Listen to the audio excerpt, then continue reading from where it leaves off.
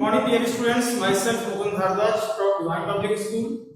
आज के 10th class के वीडियो में हम जो चैप्टर 17 हमने स्टार्ट किया था, करेंसी एंड फाइनेंशियल इंस्टीट्यूशंस, इसी को कंटिन्यू करते हुए आज का टॉपिक लेंगे हम लोकल बैंकर्स। अभी तक इस चैप्टर में हमने करेंसी को समझा, किस तरीके से उसका ओरिजिन हुआ, किस तरीके से डेवलपमेंट हुआ करेंसी का वो समझा।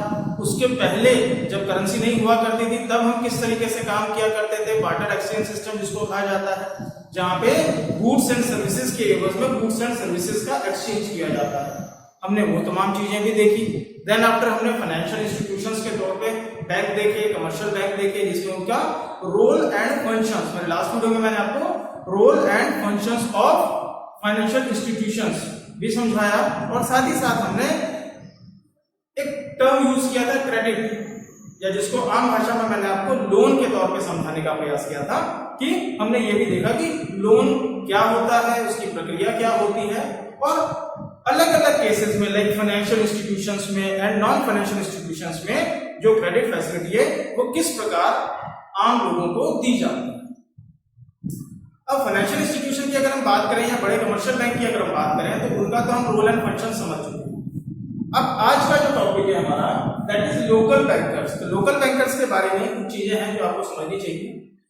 जिस वक्त हमारे देश में जो कमर्शियल बैंक हैं ये पूरी तरह से डेवलप नहीं हो पाए थे, या दूसरे शब्दों में कहूं मैं कि इवन हम आजाद भी नहीं थे। जो लोकल बैंकर का कंसेप्ट है ये तब से चला आ रहा है हमारे देश में जब भारत हमारा ब्रिटिशर्स का गुलाम हुआ करता था।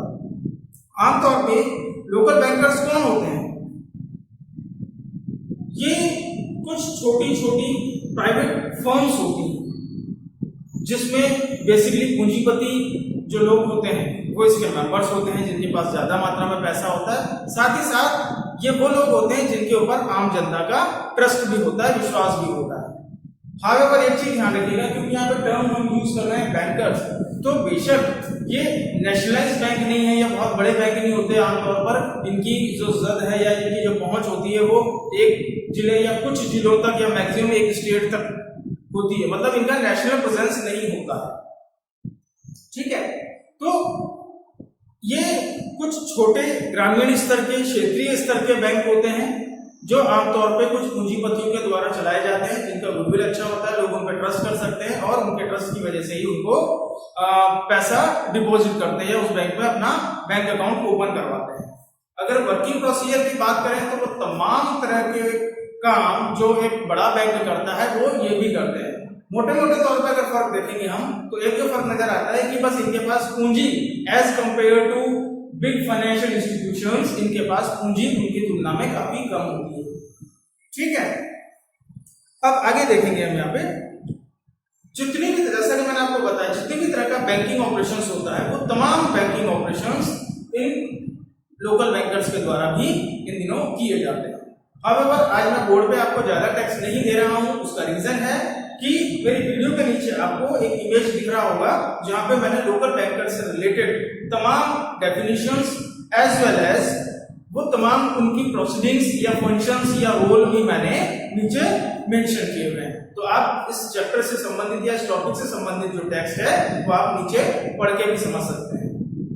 चलिए अब बात करते हैं पॉइंट वाइज, एक एक टॉपिक को ले लेते हैं हम कि मेजर फंक्शंस क्या होते हैं इन लोकल बैंकर्स के। सबसे पहला, जैसा कि मैंने आपको बताया कि जो नॉर्मल बैंक जो फंक्शन करता है वो सेम प्रोसीजर या वो तमाम काम ये भी करते हैं। फर्स्ट पॉइंट अगर आप नीचे देखेंगे तो यहाँ पे लिखा हुआ है एक्सेप्टिंग डिपॉजिट्स बाय पीपल, अर्थात ये लोगों से बिल्कुल सेविंग के तौर पे पैसा जमा करवाते हैं, अर्थात लोग इनके पास आके सेविंग बैंक खुलवा के अपना पैसा डिपॉजिट कर सकते हैं और बकायदा जिस पैसे पे ये उन्हें रिटर्न के तौर पे इंटरेस्ट भी पे करते हैं। हावेवर लोकल बैंकर्स का रेट ऑफ इंटरेस्ट जो है वो डिफरेंट हो सकता है, पर्सन टू पर्सन भी वैरी कर सकता है, बट ये लोग भी इंटरेस्ट पे करते हैं। Second, mortgaging various types of properties of their customer. अब यहाँ पे जो सेकंड पॉइंट आप नीचे देख पा रहे हैं इसमें क्या है, मॉर्गेज एक टर्म यहाँ यूज किया गया है,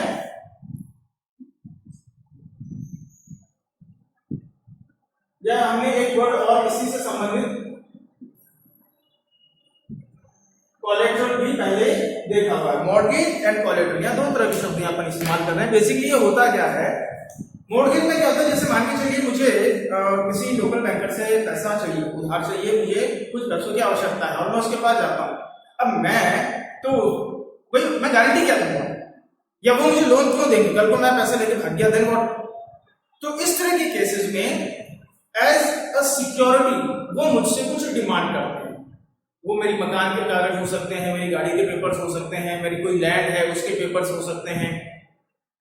आजकल तो गोल्ड लोन का भी सिस्टम है। मॉर्गेज का मतलब होता है गिरवी रखना, ठीक है, सेम कोलेटरल का मतलब यही होता है, ठीक है। तो हम कुछ तो भी वहां पे गिरवी रखें और गिरवी रखने के एवज में वो सिक्योर हो जाएगा कि भाई पैसा लेके सामने वाला भाग नहीं सकता, क्योंकि अगर भाग गया तो उसने जो भी प्रॉपर्टी मुझे मॉर्गेज कराई है, या कोई वाहन मॉर्गेज कराया है, कोई ज्वेलरी मॉर्गेज कराई है, या व्हाटएवर जो भी उसने मॉर्गेज कराया होगा, लैंड के पेपर भी हो सकते हैं, तो ये मैं रख लूंगा। इट मींस ये मेरा हो जाएगा, बकायदा इसके रिटर्न एग्रीमेंट होता है। तो मॉर्गेज एक ऐसा सिस्टम बना दिया गया है जिसके माध्यम से जो बैंकर है वो पैसा देने में हिचकिचाता नहीं है, बहुत इजीली वहां से लोन मुझे मिल जाएगा। कारण कि बैंक के पास पूरी सिक्योरिटी है कि उनका पैसा जो है वो मैं सही समय पे भी चुकाऊंगा, प्लस उनका पैसा डूबने का जो रिस्क है वो पूरी तरह से खत्म हो जाता है।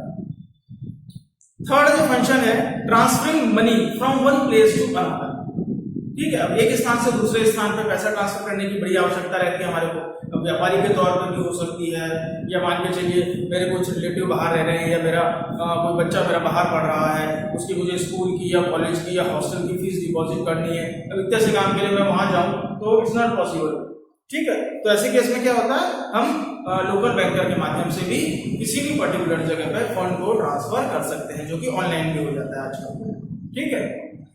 Next is conducting their business along with bank operations.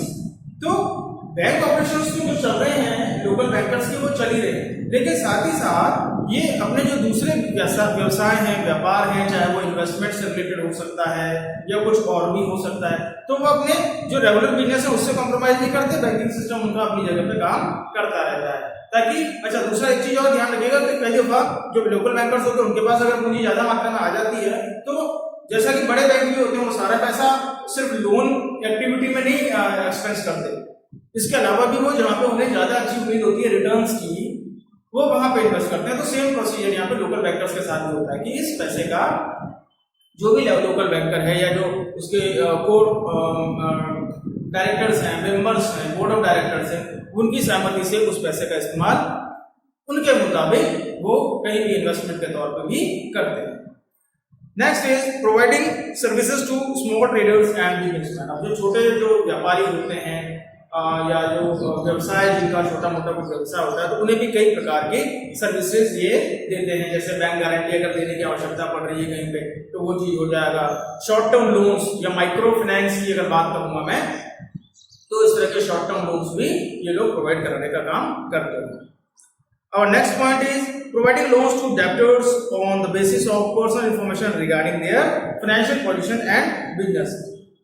अब ये भी एक बहुत महत्वपूर्ण पॉइंट है, समझिएगा इसमें। भाई एक तो मैंने आपको एग्जांपल दिया मॉर्गेज के थ्रू लोन देने का सिस्टम होता है।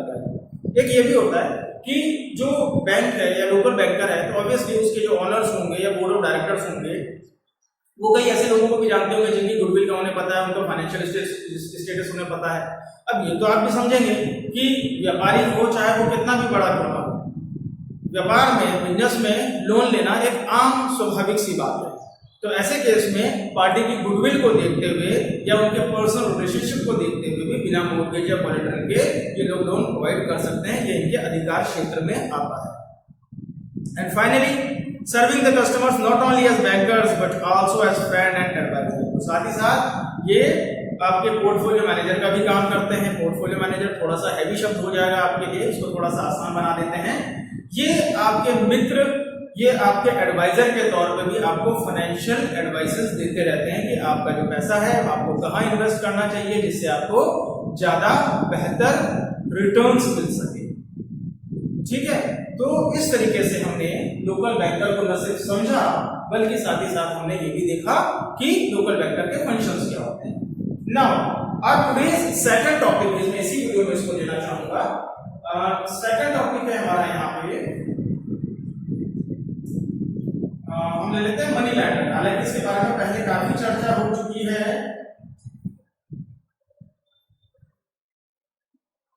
लेकिन फिर भी मैं चाहूंगा कि एक बार और इसको थोड़ा सा हम एक रिवाइज कर लें लोकल बैंकर के साथ ही। आज थोड़ा सा वीडियो में भी टाइम है मेरे पास, मुझे लगता है मनी लैंडर का मतलब वो लोग जो पैसे को उधार देने का व्यवसाय करते हैं। इसका लोकल बैंकर से कोई संबंध नहीं, ध्यान रखना, ये बिल्कुल अलग चीज है। इसका लोकल बैंकर से कोई संबंध नहीं। मनी लैंडर कौन होते हैं? बेसिकली आपने बाजार में देखा होगा कई लोग ब्याज पर पैसे देने का काम करते हैं, जिनका रेट ऑफ इंटरेस्ट अब मान के चलिए साहूकारी ब्याज भी अगर हम जोड़ें तो वो भी 2 से 3% ब्याज से इनका शुरू होता है, जो आगे जाके 10% तक भी ये लोग इंटरेस्ट चार्ज करते हैं, जो कि वेरी हाई होता है। ठीक है, जो मान के चलिए खतरे की घंटी। लेकिन फिर भी लोकल बैंकर्स भी मॉर्गेज रख लेगा, लेकिन एक पूरा बैंकिंग सिस्टम को ऑपरेट करता है, वो बैंक का साथ भी वही रहता है। इसी वजह से कंपैरेटिवली बेशक मनी लैंडर की तुलना में इनका रेट ऑफ इंटरेस्ट कम होता है, लेकिन मनी लैंडर का सबसे पहली चीज तो इनका रेट ऑफ इंटरेस्ट हाई होता है। आपको ध्यान होगा मैंने आपको financial and non financial institutions के डिफरेंस बताए थे, जिसमें हमने मनी लैंडर के बारे में बहुत डिटेल में पढ़ा था, लेकिन उसके बाद थोड़ा सा एक बार और रिकॉल कर लेते हैं। मनी लैंडर बेसिकली छोटे ग्रामीण क्षेत्रों में इनका व्यवसाय ज्यादा अच्छा चलता है, या छोटे शहरों में इनका व्यवसाय ज्यादा अच्छा चलता है, जहाँ पे कि आदमी को जब आवश्यकता पड़ी, मतलब इसमें इनकी कोई दुकान नहीं है ऐसी कि भाई आप रात को 12 बजे नहीं जा सकते, या कोई ऑफिस टाइम नहीं होता इनका। जब आपको चाहिए आप जाके दरवाजा खटखटा सकते हैं। ये साहूकार होते हैं, गांव में ये जमींदार होते हैं, ये बनिए होते हैं, ठीक है। इसके अलावा मनी लैंडर के तौर पे कई दफा फ्रेंड्स एंड रिलेटिव्स भी मनी लैंडिंग का काम करते हैं। आवश्यकता पड़ती है तो हम अपने दोस्तों से और रिश्तेदारों से भी पैसे लेते हैं, मींस वो भी मनी को लैंड कर रहे हैं। However, कई दफा ये हो सकता है कि दोस्ती में या रिश्तेदारी में आपसे rate of interest come charge किया जाए, बट इंटरेस्ट तो वहां पे भी देना होता है। बहुत कम केस ऐसे होते हैं जहाँ पे बिना इंटरेस्ट के पैसा हमें उधार मिल जाता है। तो मनी लैंडर यहाँ पे कौन होगा? बेसिकली ग्रामीण क्षेत्रों में रहने वाले तमाम तरह के बनिए, या आप दूसरे शब्दों में कह दूं मैं आपको साहूकार, जमींदार, जिनके पास ज्यादा मात्रा में पूंजी है, सेविंग्स ज्यादा है, ठीक है। हाउएवर इनका रेट ऑफ इंटरेस्ट काफी हाई होता है। कुछ इसमें पॉजिटिविटी भी है, कुछ अच्छाइयां भी है। अच्छाइयां इस सेंस में है कि यहाँ पे कोई आपको ज्यादा कोलेटरल या मॉर्गेज की जरूरत नहीं पड़ती है। आप सीधे तौर पे जाइए और आप हमसे रिक्वेस्ट कीजिए, आपको पैसा आपको मिल जाएगा। वही उसका नुकसान ही होता है कि रेट ऑफ इंटरेस्ट ज्यादा होता है। कई दफा ग्रामीण इलाकों में आपने सुना होगा, पुरानी हिंदी फिल्मों में भी देखा होगा कि जो जमींदार हुआ करता था वो खाली पेपर में अंगूठा लगवा लिया करता था और पैसा उनको दे दिया जाता था किसानों को। अब किसानों की ठीक है, उनकी रोजमर्रा की आवश्यकताएं होती हैं, जस्ट लाइक एज बरसात आने वाली है, उन्हें बीज खरीदने हैं खेती के लिए, या उन्हें गाय या बैल खरीदना है, लाइव स्टॉक खरीदना है जिसको बोलते हैं हम लोग, या हैंडीक्राफ्ट उद्योग अगर है तो उसमें हो सकता है बम्बू खरीदना है, या धागा स्विमिंग मशीन खरीदना है, ठीक है। तो ऐसी छोटी छोटी सी रिक्वायरमेंट ग्रामीण इलाकों में होती है, लेकिन ये ग्रामीण इलाकों में छोटी छोटी रिक्वायरमेंट भी पैसे के अभाव में बहुत बड़ी नजर आने लग जाती है, जिसका ही जो जमींदार हैं या जो लोकल लेवल पे मनी लैंडर्स हैं वो उसका नाजायज फायदा उठाते हैं और रेट ऑफ इंटरेस्ट बहुत ज्यादा हाई चार्ज करते हैं, जिसमें से कई दफा तो जो किसान होता है वो उसे चुका भी नहीं पाता और वो गरीबी के कुचक्र में, विशियस सर्किल ऑफ पॉवर्टी में फंस जाता है। आखिर में उसकी जो छोटी मोटी थोड़ी बहुत जो जमीन होती है उसमें भी जमींदार का कब्जा हो जाता है और अंत में जो किसान है उसके पास, मतलब वो शब्द मैं नहीं इस्तेमाल करना चाहता वीडियो में कि आत्महत्या के अलावा कोई चारा नहीं बचता, परंतु वो हमेशा के लिए जमींदार का गुलाम हो जाता है, फाइनेंशियल तौर पे भी और मेंटल तौर पे भी। तो आज की वीडियो को मैं यहीं अभी फिलहाल खत्म करता हूं। आज की वीडियो में we have seen local bankers as well as money lenders. I hope कि आप लोगों को मेरे तमाम टॉपिक समझ में आ रहे होंगे। नोट्स का इस्तेमाल बराबर करते रहिए, नोट्स बनाते रहिए, क्वेश्चन आंसर्स करते रहिए। बहुत बड़े बच्चे हैं आप लोग, बहुत आसान चैप्टर है लिटरली। इस बार जो एसएसटी है आपका, जो 10th स्टैंडर्ड का हमारा राजस्थान बोर्ड का सोशल साइंस से बहुत आसान है। मुश्किल सिर्फ उन लोगों के लिए है जो या तो मेरी वीडियो नहीं देख रहे हैं या खुद से पढ़ना नहीं शुरू किया उन्होंने या पढ़ नहीं रहे हैं। अदरवाइज एसएसटी में कहीं से नहीं तो कोई प्रॉब्लम नहीं है इस बार, ठीक है। Well, thank you so much, keep studying and be prepare for the test. Very soon I am going to conduct your unit test also. Thank you.